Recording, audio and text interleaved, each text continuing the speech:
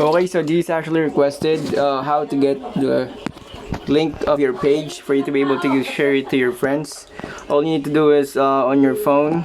If you're gonna use your phone, all you need to do is go to your page, like my page right here is Leah TV, and then all you need to do is go on here and more, and at the bottom invite friends, and then you'll be able to invite all of your friends.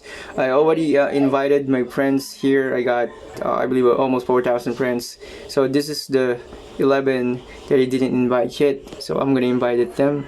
But if you are the one that, you know, you're the one that's gonna use that one, if you have, like for example, 2,000 or 3,000 friends or 5,000 friends, all of the friends will be here.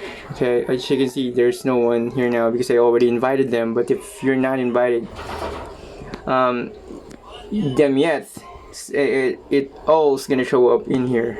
Okay, so that's all of it. Go to your page and then Leah TV, like what I did here, and then more, and then at the bottom invite friends, and there you go, there you have it. Okay.